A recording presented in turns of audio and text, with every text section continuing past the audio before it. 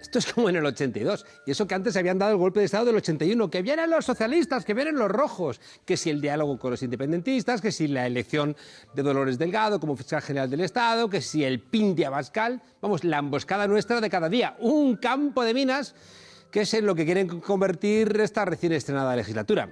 Hay que añadir, como dice Echenique, el dineral que se quieren gastar en rampas, en pasillos más anchos y demás caprichitos de malditos discapacitados en el Parlamento. Vamos, es que es intolerable. En realidad, lo que les quita el sueño no es la unidad de España, ni la independencia de la justicia, ni la educación de sus hijos, ni la accesibilidad de los espacios públicos. Lo que les tiene de los nervios es que los ciudadanos y las ciudadanas de este país han perdido el miedo a ser libres, a ser desobedientes, vamos. Lo que no toleran es que España haya dejado de ser su coto privado de robo, igual que la Tierra dejó hace unos cuantos siglos de ser plana.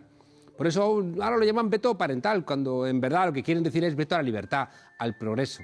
Veto al siglo XXI, Torquemada forever.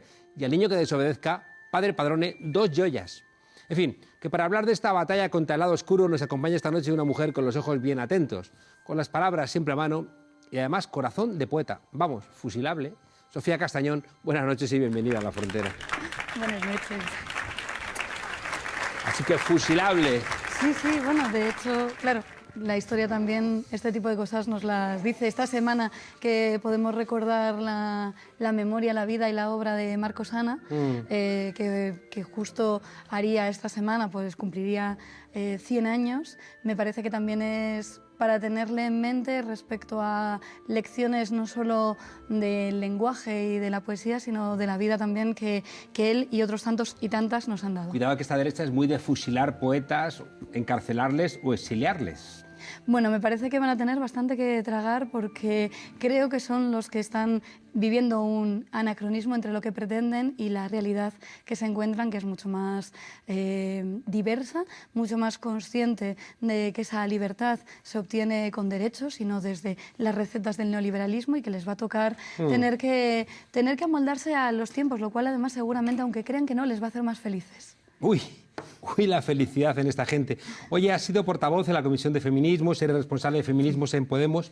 Déjame que te pregunte por la capacidad que tiene la derecha de colocar marcos.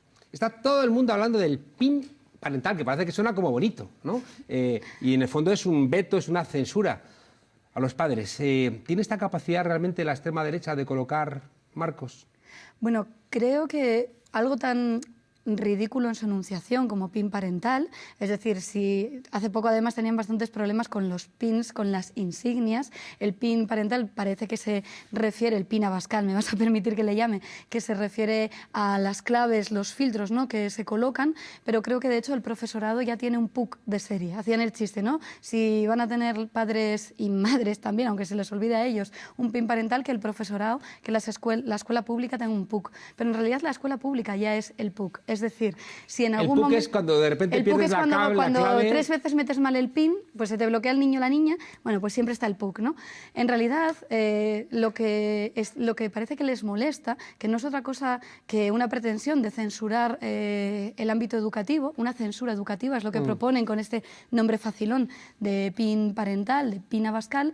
Lo que les molesta es la posibilidad de que sus hijos e hijas, que no les pertenecen, si quieres hablamos de esto, puedan tener una formación en igualdad que sea además la misma para todos los niños y niñas, para todos los adolescentes, y que, bueno, incluso les libre, pues pienso en mi propio hijo, si yo fuera una transfoba, la educación pública le libraría de mi transfobia porque le daría elementos suficientes como para saber que eso vulnera los derechos humanos. Si yo tengo un hijo y yo creo que la Tierra es plana, ¿por qué nadie me va a venir a mí a decir que no puedo educar a mi hijo en que la Tierra es plana y tiene que venir un profesor de mierda a contarle que la Tierra es redonda? Bueno, porque precisamente se trata de que en la escuela nos dé las mismas herramientas a todas y a todos. De hecho, en la escuela no solo se forman nuestros hijos, nuestras hijas, nos formamos todos en realidad, porque muchas veces son los peques quienes introducen ideas que además nos permiten avanzar como sociedad en las casas. También pueden introducir, lo vimos la gente de mi generación, pues las marcas, y esto lo tuvo muy claro el mercado. Empezaron por los chavales y chavalas a introducir las marcas y al final se quedaron también en las casas, las marcas de ropa, las marcas de cualquier cosa, pero es que también los valores positivos para para entender que somos una sociedad diversa y que eso es bueno y que eso nos va a permitir a todas y a todos, pensemos lo que pensemos, desarrollar mejor nuestras vidas, entra también a través de nuestros niños y niñas y tienen derecho a poder educarse en igualdad de la misma manera que el resto de compañeros y compañeras. Pero vamos a ver, si yo soy creyente y creo que venimos de Adán y Eva y las mujeres venís de la costilla de Adán, o sea, ¿por qué le tienen que contar en el colegio a mi hijo o a mi hija las leyes de Darwin? Bueno, si tú quieres que tengan una idea creacionista de la realidad, siempre puedes hacer uso de las herramientas que tienes para que conozcan un credo determinado que tú profesas y que no tiene que estar nunca dentro del ámbito de la escuela pública, que tiene que ser pública, gratuita, laica. Eso es lo que nos va a permitir a todas igualarnos y luego te puedes formar en el credo que consideres. Pero me parece que tengas una idea terraplanista o que pienses que no existe la evolución y que no existe Darwin, son unas ideas que en todo caso tienes tú, que tus hijos, que tus hijas lleguen a esas ideas conociendo todo lo que son consensos, lo que es ciencia y lo que bueno, de lo que nos dotan para poder formarnos y desarrollarnos. ¿Eso significa que en una escuela privada podría no explicar a Darwin ni explicar creacionismo? Bueno, el currículo académico es algo que se tiene que cumplir, sea la escuela pública o privada. El currículo académico es algo que viene determinado también por las leyes educativas y que se decide en un espacio de representación de la soberanía popular que tiene que ser el Congreso de los Diputados y Diputadas. Llama la atención que hay gente que plantea que esta idea del veto parental, Pina Bascal, va en contra de la LOMCE, que es la ley que aprobó el Partido Popular. Y eso llama un poco la atención.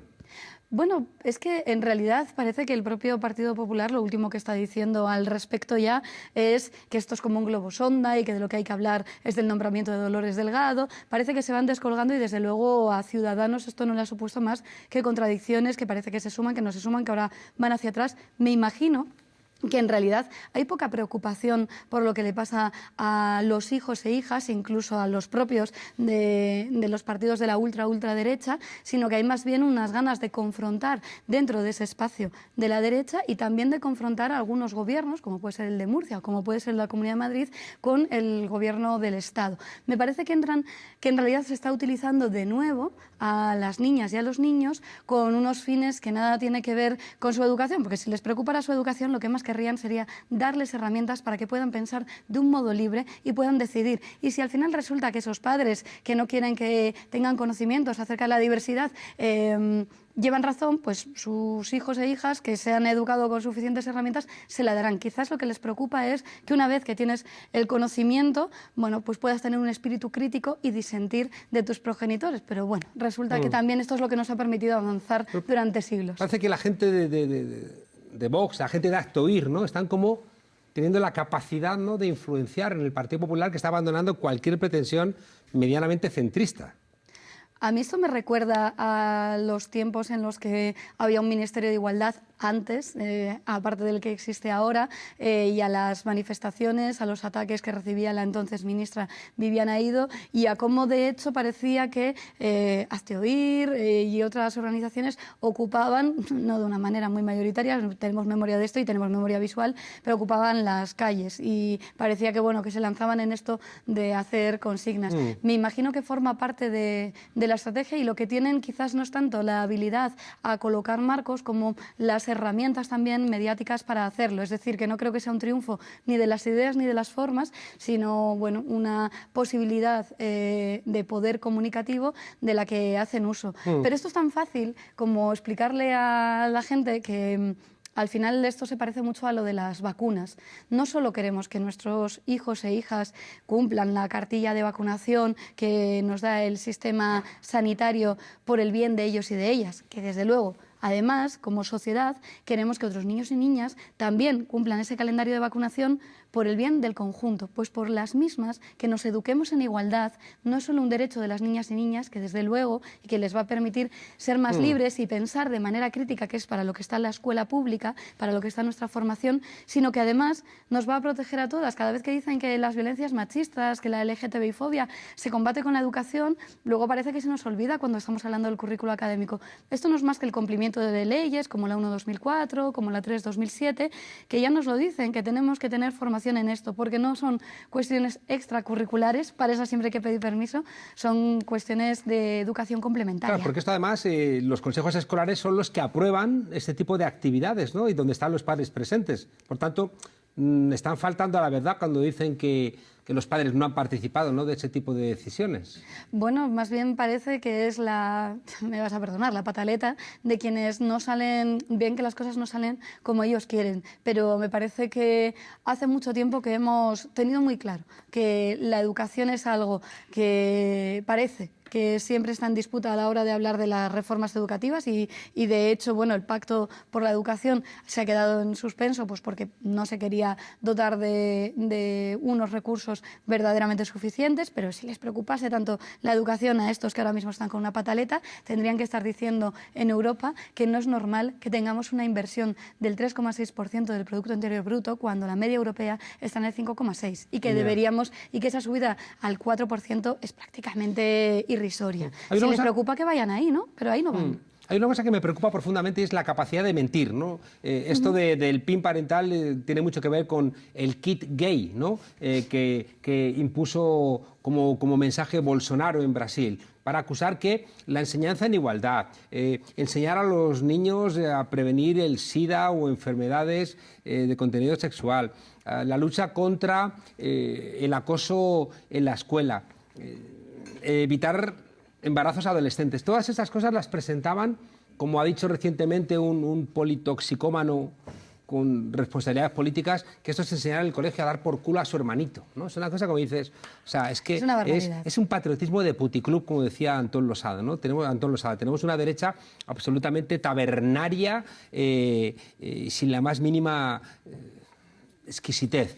Claro, pero esta gente miente, y en sus mentiras creo que apelan a una España frustrada, a gente que se consideraba que tenía situaciones de privilegio y que de repente el ensanchamiento de los derechos los viven como una pérdida. Es decir, que los derechos de las mujeres perjudican a los hombres, que los derechos de los homosexuales perjudican a los heterosexuales, que los derechos de los niños perjudican a los padres, que los derechos de cualquier tipo rompen algún tipo de privilegio. Y en vez de entender que, al revés, se ensancha su propia vida y que mejora su propia vida porque se hace más luminosa, lo viven como la pérdida de una supremacía y, por tanto, escuchan los cantos de sirenas de la extrema derecha y se convierten en enemigos de las mujeres, homofóbicos o defensores del veto parental.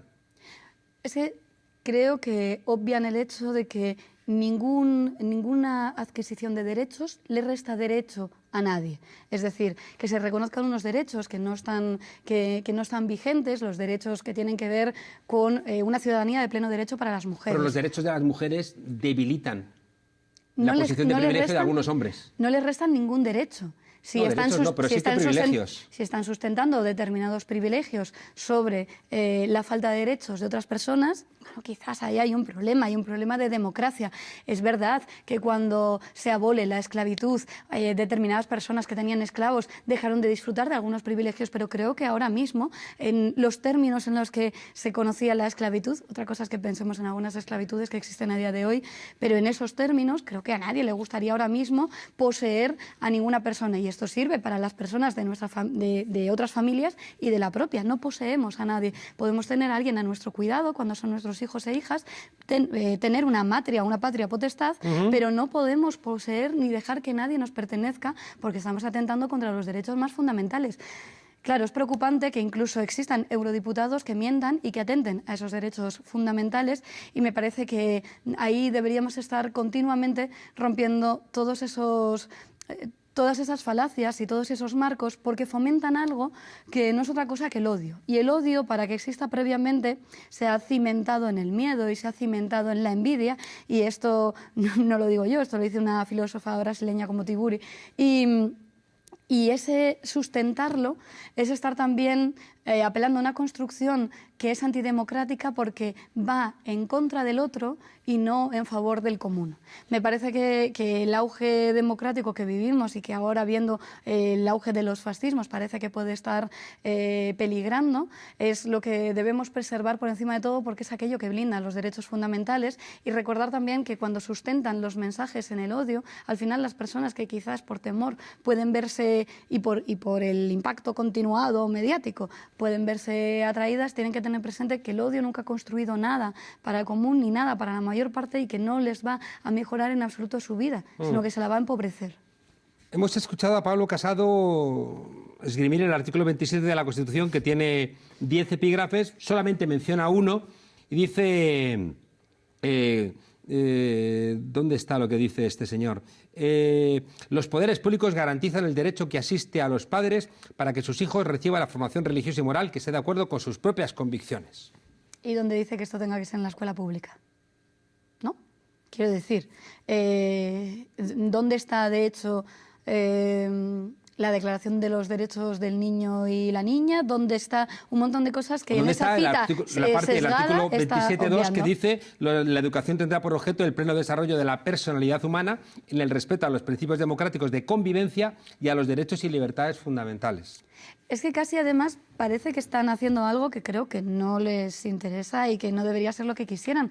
Parece que confronta el credo personal con los derechos fundamentales. Parece que si te están educando en la igualdad y te están educando en esa defensa de los derechos fundamentales, eso está atentando contra algunos principios religiosos. Pues vaya principios religiosos que van en contra de esos derechos fundamentales. Creo que a la gente, no es mi caso, pero a la gente que profese una religión le puede incomodar esta contraposición que está haciendo el propio Pablo Casado. Dentro del propio Partido Popular hay voces discrepantes, ¿no? Recientemente se ha ido Borja Semper, un poco escandalizado por cómo el PP, con Casado y con Cayetana Álvarez de Toledo, se está cayetanizando, ¿no? Se están yendo, ¿no?, hacia la extrema derecha.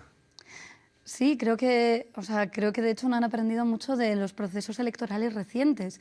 ¿Qué resultado tuvieron cuando estuvieron cayetanizándose? Me gusta este término, lo podemos usar. ¿Qué resultado obtuvieron en abril? Y sin embargo, cuando Pablo Casado se dejó barba y volvió, digamos, a la moderación de la ultraderecha, pero no de la ultraderecha, bueno, pues obtuvieron mejor resultado electoral. A mí me ocurría una cosa que yo creo que no se ha visto en la televisión, porque, bueno, no todo lo que sucede en la cámara es perceptible, sobre todo la parte que tiene que ver con lo que se oye y con lo que suena. Pero era muy curioso en la investidura que ha dado lugar a este gobierno de coalición progresista. Hubo momentos tensos por parte de la bancada de los grupos de la derecha, y curiosamente, cuanto más ruido había, aunque es verdad que la parte del gallinero de Vox, que es bastante nutrida dentro de su grupo, metían también ruido y llegaron incluso a recibir toques de atención por parte de Espinosa de los Monteros, de "te has pasado con esto que has dicho". En realidad, quienes estaban todo el tiempo armando gresca e insultando, porque se insulta mucho en esa Cámara por parte de la bancada de la derecha, era sobre todo el PP y no Vox. Sí, yo estaba allí y les escuchaba. Los más visibles, tú lo sabes bien porque también estabas allí. No sé muy bien qué es lo que pretenden o qué es lo que están haciendo, pero me parece que no es buena idea vistos los últimos resultados electorales. Ellos sabrán. Pues vamos, Sofía, déjame preguntarte, claro. Me ha llamado la atención la brutalidad con la que están atacando al Ministerio de Igualdad. Y van 2 días. Bueno, pero no podemos decir que no nos lo esperásemos. Ha sacado, ¿no?, hoy La Razón una encuesta diciendo: Irene Montero, la peor valorada, pero si llevan una semana. De hecho, ni siquiera ha habido más nombramientos de momento que el de la propia ministra. Claro. Me parece que eso lo revela el miedo que tienen. Y me parece que cuando los ataques son así, es verdad que buscan hacer mella y es verdad que pretenden erosionar. Creo que en ese sentido un movimiento feminista fuerte y sobre todo un momento de hegemonía social del feminismo como el que estamos viviendo en los últimos años, de 2018 para acá, hacen que esto no vaya a tener el efecto que pretenden, porque ahora mismo el pensamiento político feminista me parece que es imparable y que es la brújula, la guía democrática para alcanzar la justicia social, y que esto, pues su posición reaccionaria no va a poder detenerlo. Me pareció muy basura el planteamiento del diario El Mundo, que se ha corrido a la extrema derecha queriendo de alguna manera alimentar divisiones dentro del feminismo para intentar debilitar al Ministerio de Igualdad. Bueno, creo que esto en realidad es una demostración más de la potencia que ven al feminismo, cómo quieren romperlo. El feminismo creo que se caracteriza por tener debates y creo que son necesarios. De hecho, si no puedo debatir, no es mi revolución, no solo si no puedo bailar, pero estos debates se tienen siempre dentro de unos principios básicos que tienen que ver con la radical igualdad de todas las personas y cómo, de hecho, el feminismo puede ser la herramienta para alcanzar la justicia social. Sofía Castañón, portavoz adjunta de Podemos, responsable de feminismos, portavoz en el Parlamento ha sido, ¿no?, también de la Comisión de Igualdad. Y yo auguro que este 8 de marzo le vais a decir las mujeres a todos estos, ¿no?, anticuados, que el feminismo vino para quedarse. Y luego, PP, Ciudadanos y Vox, no os extrañéis de que os echen del 8M. Sofía, muchísimas gracias por estar con nosotros. Muchas gracias. Hasta pronto.